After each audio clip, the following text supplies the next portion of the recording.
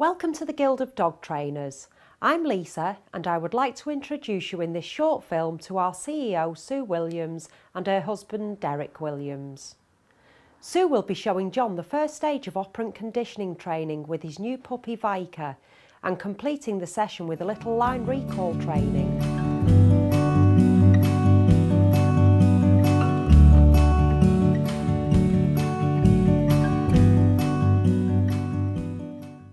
I've invited you, Sue, because I know you teach scientific dog training methods and I'm interested in teaching my dog correctly. Right, lovely puppy you've got. So you've actually brought him into the house. How are you finding things are going? Well, so far, he's not destroyed anything yet. It's quite interesting with you saying that, because obviously today you brought me along to explain to you how you're going to be able to teach your puppy to understand when he's doing the right things, when he's doing the wrong things, and so you can communicate with him effectively for the training and in general bringing him up. So far then, with the weeks you've had him, how have you actually taught him to actually understand you? How do you think he's beginning to understand? He's got a reasonable understanding of what no means, and he gets the general gist of that means stop what you're doing right now.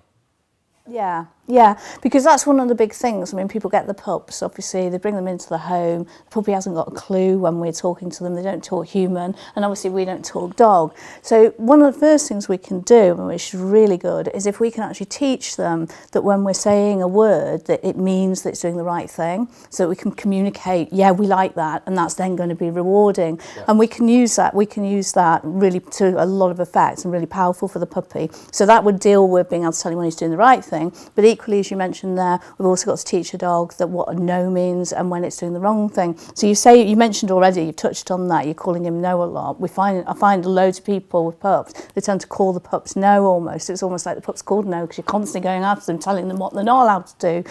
But on the other side, it's really important that we've got to be able to tell them what they are doing is correct at that point so that we can encourage the behaviours that we want to see. So the easiest way that I find of doing that is using some just basic conditioning techniques. This is from sort of the science background, so this goes back to the days at school. I don't know if you remember studying in biology, Pavlov, the guy who rang his bell, and when he rang his bell, then the dog salivated because they associated it with getting food at all. I don't know if you did that part of the syllabus, but I certainly did at school. So we can have this one stage where we teach the dog and we condition him, if you like, to a word or a sound that tells him he's going to be followed with a reward.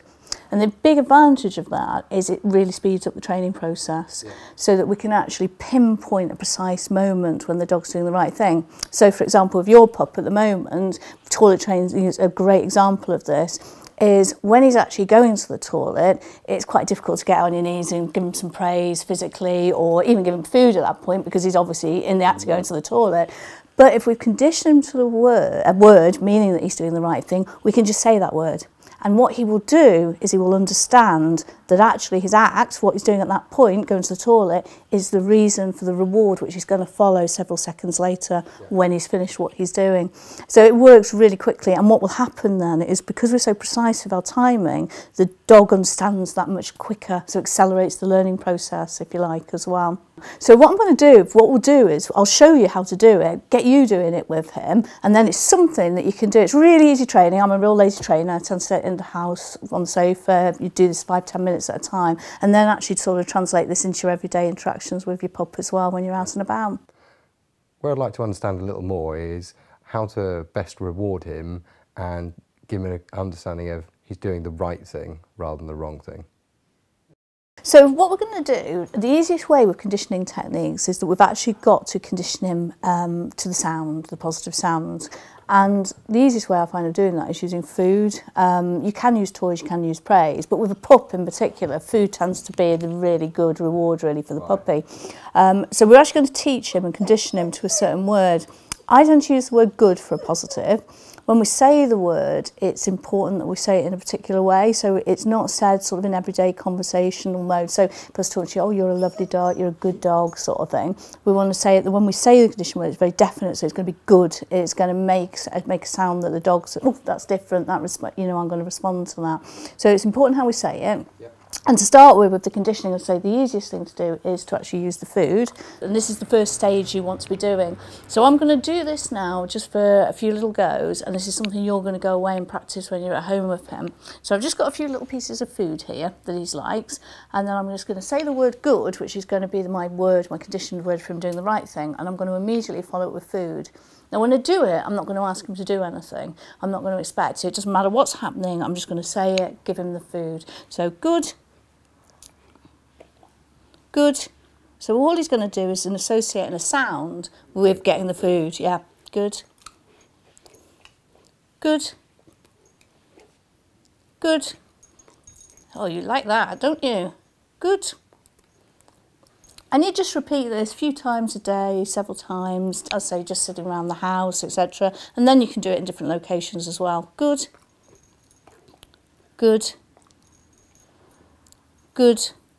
Now, the way to tell whether he's conditioned, which at this stage he won't be because we've not been doing it for long enough, is when you actually say the word good and then withhold the food, see if he looks for it. Right. So if he's at that expectation, and that will tell you, oh, well, come on, where's my food? He's expecting it. And this is causing just like a natural response within his brain that he's going to associate this word with the fact that he's going to get this reward side of things, is we can actually start to teach him that actual fact, his action gets us to say the word good, which then gets him the treat. So he's got to do, if you like, affect the right thing. So that tells him and teaches him like consequence, if you like, of his action.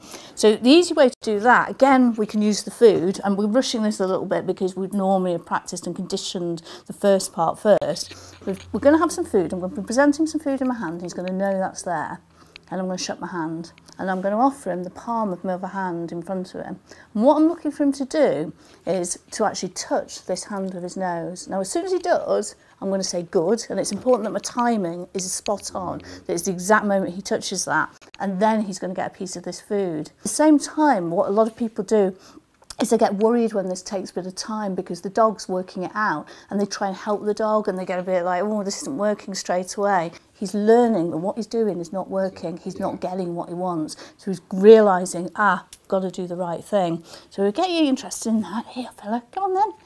Getting up, Richard. There we go. So he knows the food's there. I show him that, and I'm just going to shut my hand. And say, while he's doing that, just keep my hand stationary. Don't say anything to him or anything like that. And let him sniff it, pour it. He'll probably go for a whole repertoire. And wait until he does good. And you see there, as soon as he touched it, he got a good, got a piece of food. So I'm going to repeat that, show him the food. And if he loses interest a little bit like that, you can just show him the food again just to get him interested again if you want. Right. So again, he's just having a little nibble there.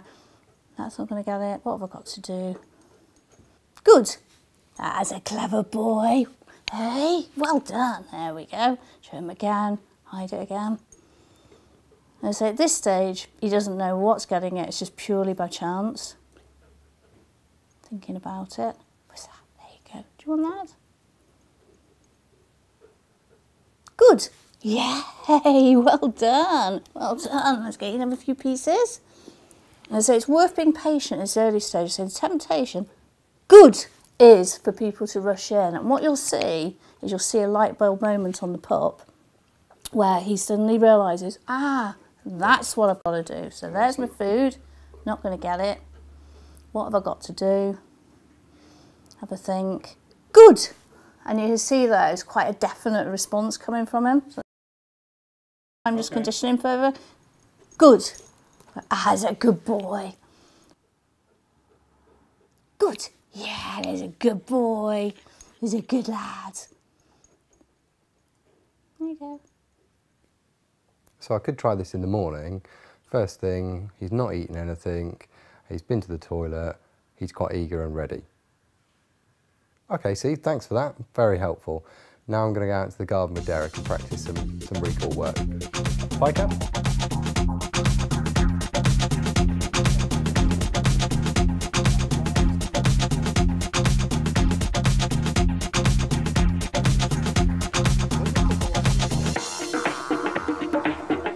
Come.